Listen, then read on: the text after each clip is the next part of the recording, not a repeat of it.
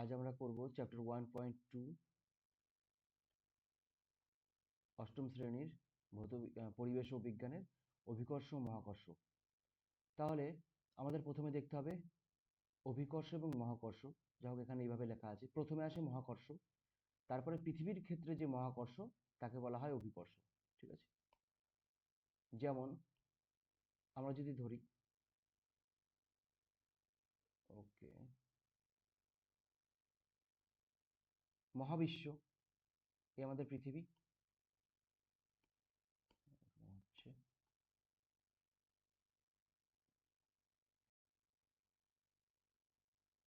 মহাবিশ্বের মধ্যে যে কোনো স্থানে দুটি বস্তু কণা যেখানে আছে তাদের মধ্যে তাদের কেন্দ্র বরাবর একটি বল ক্রিয়া করে। এ একে টানে, এ একে টানে, দুজনে পরস্পরকে কাছাকাছি টানা হয়, টানে সবসময়। ঠিক আছে, ধরলাম এর ভর, আমরা দেখেছি ভর কাকে বলে। যদি ধরি এর ভর m1 এবং দ্বিতীয় বস্তুটির ভর m2 এবং তাদের মধ্যে যে দূরত্ব সেটা d, এই যে দূরত্বটা এটা d। ঠিক আছে, তাহলে তাদের মধ্যে একটি বল ক্রিয়া করবে যার নাম হচ্ছে ইউনিভার্সাল, ইংরেজি টার্মগুলো জেনে রাখা ভালো, গ্র্যাভিটেশনাল ফোর্স বা মাধ্যাকর্ষণ বা মহাকর্ষ, মহাকর্ষ বল। ঠিক আছে, যে কোনো ক্ষেত্রে যেখানে দুটো বস্তু পরস্পরকে আকর্ষণ করে, এটা বিজ্ঞানী নিউটন আবিষ্কার করেছিলেন। বিজ্ঞানী স্যার আইজ্যাক নিউটন, তিনি এটা আবিষ্কার করেছিলেন, যে মহাকর্ষ বলের ধারণাটা তিনি এনেছিলেন। ঠিক আছে, তাহলে এটা গেল পৃথিবীর ক্ষেত্রে, বিশ্ব ব্রহ্মাণ্ডের ক্ষেত্রে। যে কোনো পৃথিবীর ক্ষেত্রে যদি আমরা ধরি, পৃথিবী এটা ধরলাম, পৃথিবী অনেক বড়, তাই পৃথিবী গাছপালা অনেক কিছু আছে। পৃথিবীর কাছে আছে চাঁদ, তাহলে পৃথিবীও নিশ্চয়ই চাঁদকে নিজের কাছে টানবে, তাই না? এই যে বলটা, এটাকে বলা হয় গ্র্যাভিটি বা গ্র্যাভিটেশনাল ফোর্স, এটাকে বলা হয় অভিকর্ষ। বোঝা গেল? সবার ক্ষেত্রে মহাকর্ষ, পৃথিবীর ক্ষেত্রে অভিকর্ষ। ঠিক আছে, এবার আমরা বইতে চলে যাব। গাণিতিক সম্পর্ক, এটাও ইনি এনেছিলেন, যে যে মহাকর্ষ বলের ধারণা সেটা হচ্ছে পি সমান সমান জি। জি হচ্ছে গ্র্যাভিটেশনাল কনস্ট্যান্ট বা মহাকর্ষীয় ধ্রুবক। দুটো বস্তু যদি হয় m1 এবং m2, তাদের মধ্যে ডিফারেন্স যদি হয় d স্কোয়ার, তাহলে f এর মান হবে এইটি, যে তারা যে পরস্পরকে কত বলে আকর্ষণ করবে সেটি হবে এটি। এখানে জি কে বলা হয় সার্বজনীন মহাকর্ষ ধ্রুবক। ঠিক আছে, তাহলে আমরা যদি এখন জি এর একক বের করি, দেখো আমাদের একক বের করার কিছু নিয়ম আছে, এগুলো পরীক্ষায়, এটা পরীক্ষায় আসে, যে কোনো চাকরির পরীক্ষায় এবং ক্লাসের পরীক্ষায় আসে। জি এর এককটা কি? তাহলে জি এর একক যদি আমরা বের করতে চাই, তাহলে এই সমীকরণে যদি আমরা সবার এককটা লিখি, এফ এর এফ এর এফ হচ্ছে বল, তাহলে এসআই পদ্ধতিতে বলের এককটা কি? নিউটন, তাই তো? নিউটন। আর জিটা জি লিখে দিলাম, এটা কি হবে? আমি সবাইকে ধরো এই পাশে নিয়ে যাচ্ছি, জি সমান সমান একে কোনাকুনি গুণ করে নিয়ে গেলাম, এফ ইন্টু ডি স্কোয়ার, আর m1 m2 কে নিচে নিয়ে চলে আসলো, m1 m2 আনতে পারি। তাহলে এফ হচ্ছে নিউটন, এফ এর একক হচ্ছে নিউটন, ডি এর একক কি? মিটার, দূরত্বের একক metre, metre square, by m1 m2, এটা কি? m1 m2 হচ্ছে ভর, তাহলে এদের একক কি? কেজি, তাহলে এটা, তাহলে জি এর একক কি হলো? জি এর একক হলো newton into metre square into KG minus two. এই কেজি স্কোয়ারটা উপরে গেল তো, তার জন্য -2 হয়ে গেছে। ঠিক আছে, মানে newton metre square per KG square. এটা যদি দেখি newton metre square per KG square. এটা খুব ইম্পর্টেন্ট, এটা অনেক পরীক্ষাতে প্রশ্ন আসে, রেলের পরীক্ষায় ভরে ভরে প্রশ্ন আসে। নিশ্চিত থাকো, যেটা বলছি সেগুলো দেখে যাও, ঠিক আছে? ওকে, তারপরে আমাদের কোথায় আসছে, আরেকটি প্রশ্ন আছে, জি এর মান আমাদের দেখা যাচ্ছে কত, 6.67 by 10^11 newton metre square per KG square. G এর এককটা যেটাই আমরা বের করলাম, newton metre square per KG square, ঠিক আছে? বা কেজি স্কয়ার মানে পার কেজি স্কয়ার তখন বলি যখন কেজি স্কয়ারটা নিচে থাকে। এর মান হচ্ছে 6.6 ইন্টু, এটা যদি উপরে তুলে দিই 10^-11, তাই তো? তাহলে আমরা এভাবে লিখতে পারি এটাকে, জি এর মান হচ্ছে 6.67 into 10^-11 newton metre square by KG square, ঠিক আছে? এটা হচ্ছে জি এর মান। দেখো এখানে আরেকটি ব্যাপার আছে, মুক্তিবেগ বলে একটি কথা আছে, মুক্তিবেগ। মুক্তিবেগ ব্যাপারটা কি রকম, ওয়ান মোমেন্ট, আমরা ধরো, এটা ধরো পৃথিবী, আমরা একটা বস্তুকে ছুড়ে দিলাম, কোনো বস্তুকে ছুড়ে দিলে আমরা খুব কমে ছুড়ে দিলে এরকম হবে, এখান থেকে উঠবে এখানে গিয়ে নেমে যাবে। আরো জোরে যদি ছুড়ি তাহলে কি হবে, এটা ধরো মেশিন দিয়ে ছোড়া হলো, তাহলে এখান থেকে গিয়ে এখানে পড়বে। আরো আরো জোরে ছুড়ি এটাকে, কি হবে, একটু দূরে গিয়ে পড়বে। তার থেকেও যদি আরো জোরে ছুড়ে দেই তাহলে এটা কি হবে, এটা পড়বে না, এটা ঘুরতে থাকবে চাঁদের মতো পৃথিবীর আশপাশ দিয়ে, ঠিক আছে? এই যে বেগটাকে, এটাকে বেগ বলা হয় এসকেপ, এসকেপ ভেলোসিটি। এসকেপ মানে পালিয়ে যাওয়া, তাই তো? বা সরি, সরি গাইস, খুব সমস্যা হচ্ছে। বা মুক্তিবেগ, মুক্তিবেগ কত, মুক্তিবেগ হচ্ছে 11.2 কিলোমিটার, 11.2 কিলোমিটার/সেকেন্ড, ঠিক আছে? তাহলে এই বেগে যদি আমরা কোনো বস্তুকে পৃথিবী থেকে বাইরে ছুড়ে দিই তাহলে সেটি পৃথিবীতে ফিরবে না, সেটি পৃথিবীর বাইরে চলে যাবে। মহাকর্ষ, পৃথিবীর যে অভিকর্ষ বল, পৃথিবীর ক্ষেত্রে অভিকর্ষ আর সবার ক্ষেত্রে মহাকর্ষ, অভিকর্ষ বলকে ছাড়িয়ে তারা বাইরে চলে যাবে, ঠিক আছে? তাহলে এটা আমরা বের করেছি, ওকে। এবার যদি বের করি আমরা, ওকে, তাহলে যদি আমরা সমীকরণ, আমাদের আবার যেতে হবে সমীকরণে, সমীকরণে যদি আমরা ধরো,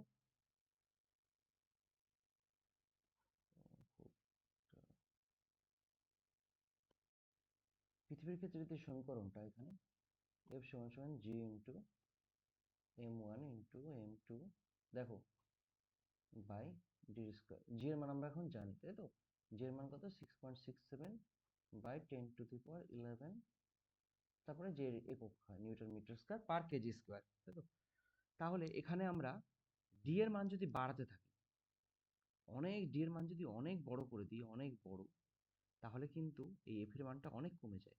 যেই কারণে যে এই যে মহাকর্ষের মধ্যে এই যে সূর্য, আহ, সূর্য আছে, তারপরে পৃথিবী, নানা রকম গ্রহ, পরপর যে বুধ শুক্র মঙ্গল পৃথিবী, যে গ্রহগুলো পরপর আছে, এরা একজন আরেকদিকে চলে যায় না কেন, সেটা মানে ছিটকে চলে যায় না, কারণ এটা সবগুলো সমতায় আছে সবকিছু।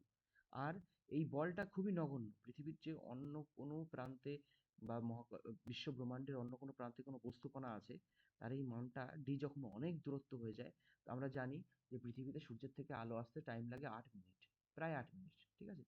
তো এরকম অনেক দূরে যখন থাকে না, তখন তাদের বলটা অনেকটা কমে যায়।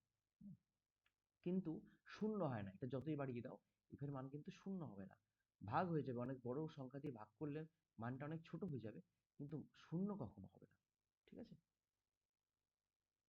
দেখো এখানে একটি সুন্দর অঙ্ক আছে, বলছে দুটি সমান ভরের বস্তু কণা, দুটি সমান ভরের বস্তু কণা মানে এম, ধরো দুটি এম আর এম আছে, হ্যাঁ, দুটি সমান ভরের বস্তু কণা, তাদের ভিতরে দূরত্ব, দূরত্বকে, আচ্ছা, একটিকে অপরিবর্তিত রেখে অপরটির ভর 3 গুণ করা হলো এবং দূরত্বকে পরস্পরের দূরত্ব পূর্বের 5 গুণ করা হলো, ঠিক আছে। তাহলে প্রথমে আমার বলটা কি হবে, ধরি প্রথম বলটা F1, F1 কত হবে, g ইন্টু m ইন্টু, দুটো সেম, দুটো বস্তু কণা আছে এখানে সেম, বাই ডি স্কোয়ার, তাই তো। দ্বিতীয় ক্ষেত্রে কি হবে, যদি দ্বিতীয় বলটা আমি F2 ধরি, তাহলে F2 বলছে বলছে তাহলে তাদের বলটা কত হবে শেষ পর্যন্ত, মহাকর্ষ বল যেটা F1 আর F2 এর মধ্যে সম্পর্কটা জানতে চাইছে, তাই তো। তাহলে দ্বিতীয় ক্ষেত্রে কি, তাহলে প্রথমটা m আছে, প্রথমে দুটো m ছিল, প্রথমটা m, পরেরটা হয়ে গেল 3m, তাহলে এখানে g লিখবো আর এখানে লিখবো m ইন্টু 3m। আর নিচে কি বলছে, দূরত্ব হয়েছে পূর্বের 5 গুণ, তাই তো। তাহলে ডিটা হয়ে গেছে এখন, ডি, নতুন যে ডি সেটা হচ্ছে 5d, ডি যদি ডি ড্যাশ ধরি আমরা, তাহলে ডিটা হয়ে গেছে ডি এর 5 গুণ, তার মানে 5d, তাহলে 5d, ডি এর জায়গায় লিখবো 5d, নতুন যেটা F1, নতুন বলটা। তাহলে g into m into 3m by 25d square. এবার যদি এটাকে সাজিয়ে লিখি আমি, তাহলে আমার কি পাবে, তিনটাকে আগে নিয়ে আসলাম, তিনটাকে সবার আগে নিয়ে আসলাম, সরি, আচ্ছা এখানে করি আমি, তিনটাকে সবার থেকে বের করে নিয়ে যাই, 3-এর 25 সবাইকে বের করে নিয়ে যাই, পড়ে থাকলো কি জি গুণ এম, এম আর এম পড়ে থাকলো, নিচে পড়ে থাকলো ডি স্কোয়ার, তাই তো। তাহলে আমাদের কি থাকে, 3-এর 25 গুণ G M square by D square. দেখো আমাদের F1 এর মান কত ছিল, F1 এর মান এটাই কি ছিল, G into M by D square. তাহলে আমরা বলতে পারি F2, F2 যে মানটা সেটা এটা ইন্টু এই টোটালটা হচ্ছে F1। ভালো করে দেখে নেবে, না বুঝলে বারবার দেখে নেবে, ঠিক আছে। তাহলে কি বলছে, এটা কিন্তু পরীক্ষায় আসতে পারে, F2 সমান সমান 3-এর 25 গুণ F1। তাহলে দ্বিতীয় ক্ষেত্রে কি হচ্ছে, দ্বিতীয় ক্ষেত্রে কি পরিবর্তন হচ্ছে যদি জিজ্ঞাসা করে প্রশ্নে, তাহলে দ্বিতীয় যে বলটি পূর্বের বলের 3-এর 25 গুণ, দ্বিতীয় বল সমান সমান প্রথম বল তার প্রথম মহাকর্ষ বলের 3-এর 25 গুণ, ঠিক আছে। দেখো কত সুন্দর করে আমরা অঙ্কটা বুঝে নিলাম, তাই না। ওকে,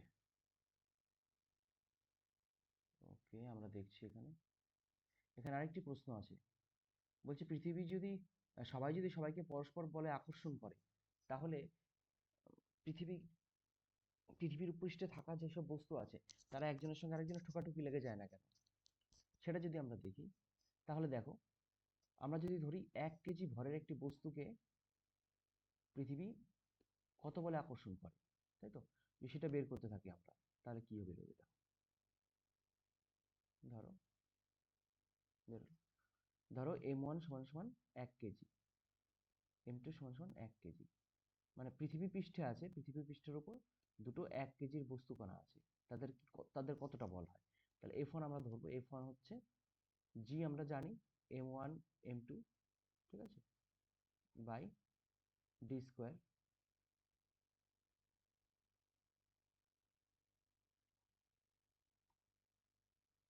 ঠিক আছে। তাহলে 1 মিটার দূরে ধরি, তারা 1 মিটার দূরে আছে, তাহলে কি হবে, জি এর মান আমরা জানি 6.67 বাই 10⁻11, আর M1 1 গুণ 1, আর নিচে 1-এর স্কোয়ার, কত হলো F1 এর মানটা, F1 এর মানটা হলো 11 ঘর আগে শূন্য হবে, নিচে 10⁻11 মানে হচ্ছে 11 ঘর আগে শূন্য হবে, 11 আর এই 2, তাহলে 10 ঘর আগে যাবে, 10 ঘর, ওকে, 0, 1 2 3 4 5 6 7 8 9 10, ওকে 10, আর এই 6, 11 6 7, এইটা এত নিউটন বলের মান। 11 কি কেন করলাম বুঝতে পেরেছো, এখানে 1 ঘর চলে গেল, এখানে 1 ঘর চলে যাওয়ার জন্য মোট এই 11 আর এই 2 13, মোট 13 ঘর পরে 13 ঘর আগে দশমিক বসলো, 1 2 3 4 5 6 7 8 9 10 11 12 13, 13 ঘর আগে শূন্য বসলো, তাহলে এটা হচ্ছে দেখো 6.67 নিউটনের, 6.67 নিউটনের 10,000 ভাগের 1 ভাগ। এবার এই জিনিসটা আমরা পৃথিবীর ক্ষেত্রে যদি করি, পৃথিবীর ক্ষেত্রে হিসাব করি, তাহলে দেখো পৃথিবীর ভর হচ্ছে 5.96 ইন্টু 10⁻24 কেজি, এটা মনে রাখবে, ঠিক আছে? এইসব জিনিস মনে রাখলে পরবর্তীকালে সুবিধা হবে। পৃথিবীর ব্যাসার্ধ হচ্ছে 6370 কিলোমিটার, ঠিক আছে? তাহলে আমরা হিসাবটা করতে পারি F2 সমান সমান জি ইন্টু পৃথিবীর বস্তুকণার ভর ধরলাম 1 কেজি, পৃথিবীর ভর ধরতে হবে 6370, নো 6370 না, সরি 5.96, ওইটা 10⁻24, ঠিক আছে, বাই আমাদের এখানে আসবে 6370 তার স্কোয়ার, ঠিক আছে, এত কিলোমিটার। তবে এত কিলোমিটার মানে হচ্ছে এটাকে মিটার করতে হবে আমাকে, মিটার করলে 10⁻³ মিটার। একটু গন্ডগোল হয়ে গেল এখানে, তোমরা ভালো করে বারবার করবে। এবার এবার এটাকে ক্যালকুলেশনে বসাও, ক্যালকুলেটর যদি থাকে ক্যালকুলেশনে বসাবে 6.67 বাই 10⁻11 গুণ 5.96 গুণ 10⁻24 বাই 6370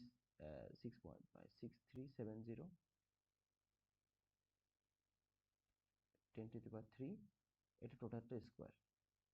ক্যালকুলেশন করলে দেখা যায় এটার মান মোটামুটি আসবে, নিজেরা এটাকে ক্যালকুলেটরে বসিয়ে ক্যালকুলেশন করো, সবার বাড়িতে ফোন আছে, হাতের কাছে ফোন পেয়ে যাবে, 797 নিউটন।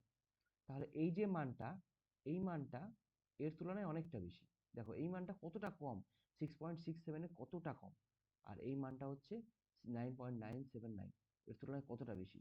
তাহলে বলা হচ্ছে যে F2 হচ্ছে far far greater than F1, F1 এর কাছে F2 এর কাছে F1 হচ্ছে নগণ্য। তার জন্য আমাদের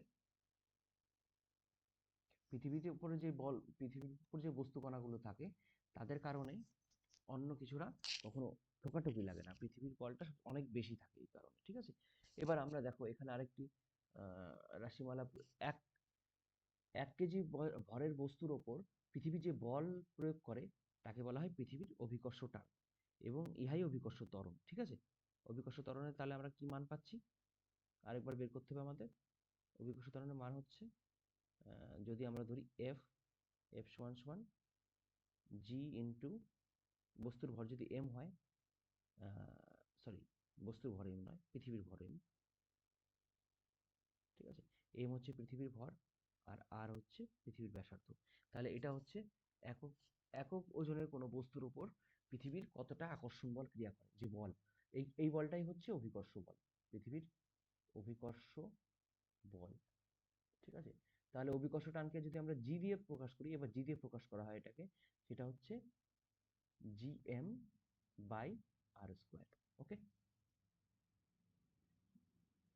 আমরা প্রথমে করেছিলাম প্রথম দিন যে পৃথিবীকে যখন কোনো বস্তুকে টানে, তখন সেটা যদি 1 কেজি ভর হয়, তাহলে তাকে পৃথিবী কত 1 গুণ 9.8 দিয়ে টানায়। হ্যাঁ, কেন করেছিলাম? এটা এই কারণে করেছিলাম, ঠিক আছে? তাহলে ডাব্লিউ সমান সমান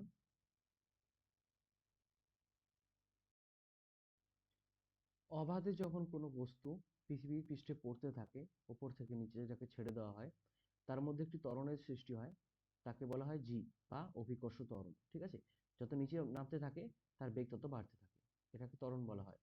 সময়ের সঙ্গে সঙ্গে যখন কোনো বস্তুর গতি বৃদ্ধি পায়, তাকে যেই হারে সেই গতিটা বৃদ্ধি হয় তাকে বলা হয় ত্বরণ, ঠিক আছে? তো উপর থেকে যখন কোনো বস্তু পড়ে, সেই পৃথিবীর আকর্ষণের কারণে তার মধ্যে গতির সঞ্চার হয়, সেটা ত্বরণের যে সঞ্চার হয় তাকে বলা হয় অভিকর্ষজ ত্বরণ, ঠিক আছে? এই অভিকর্ষজ ত্বরণের মানটা কিভাবে আমরা নির্ভর করব? অভিকর্ষজ ত্বরণের মান আমরা নির্ভর করব এফ ইকুয়াল টু, যেহেতু আমরা জানি F equal to M A, M হচ্ছে বস্তুর ভর, এ হচ্ছে বস্তুর ত্বরণ। তাহলে পৃথিবীর ত্বরণ যেটা, সেটা আমরা কি করে ক্যালকুলেট করব? এটা করতে পারি, পৃথিবী এম ভরের কোনো বস্তুকে কি বলে টানবে, জি ইন্টু ক্যাপিটাল এম, যেটা পৃথিবীর ভর, তারপরে এম হচ্ছে সেই বস্তুর ভর, তারপরে পৃথিবীর ব্যাসার্ধ আর স্কোয়ার, এটা সমান সমান এম এ, ঠিক আছে? এম এম দুই পাশ থেকে কাটা যায়, তাহলে কি দেখা যাচ্ছে? দেখা যাচ্ছে যে বস্তুর ভরের উপর অভিকর্ষ ত্বরণটা নির্ভর করে না। তাহলে এই যে এ এর মানটা কি বেরোচ্ছে, capital G into capital M by R square, এটাকেই আমরা বলে থাকি পৃথিবীর অভিকর্ষ ত্বরণ। ভালো করে দেখে রাখবে, ঠিক আছে? এটার মান কিন্তু ছোট এম এর উপর নির্ভর নয়, মানে যে বস্তু আছে তার বস্তুর মানের উপর নির্ভর নয়। দেখা গেছে নানা রকম পরীক্ষার মধ্য দিয়ে, এবং জি এর গড় মান এটা হচ্ছে 9.8 metre per sorry, metre per second square. ঠিক আছে, এটি হচ্ছে জি এর গড় মান। তো যখন কোনো বস্তুর ওজন ডব্লিউ কে আমরা পরিমাপ করি এম ইন্টু জি দিয়ে। ঠিক আছে, ডাব্লিউ মানে কি? ডাব্লিউ মানে পৃথিবীর ওজন। পৃথিবী যে বলে পৃথিবীকে তাকে টানছে, তাহলে এম হচ্ছে সেই বস্তুর ভর। ভর মানে স্প্রিং তোলা যন্ত্রে যে মানটা আমরা পাই, আগের চ্যাপ্টারে আমরা এটা পড়িয়েছিলাম। আর জি হচ্ছে 9.8। এই কারণে আমরা 9.8 দিয়ে গুণ করে পৃথিবীকে কোনো বস্তু কত বলে আকর্ষণ করে সেটা সেই নিউটন, তত নিউটন হচ্ছে এর একক। ঠিক আছে, সেটা বের করছিলাম তখন। আচ্ছা, চাঁদের যে ভর, আমরা এখানে এর মধ্যে আরো কিছু কোশ্চেন আসবে, যে চাঁদের যে ভর সেটা হচ্ছে পৃথিবীর তুলনায় চাঁদের অভিকর্ষজ ত্বরণ 1/6 গুণ। ঠিক আছে, মানে পৃথিবীতে যদি কোনো বস্তুর ওজন হয় 36 কেজি, 36 কেজি তো হবে না, 36 নিউটন,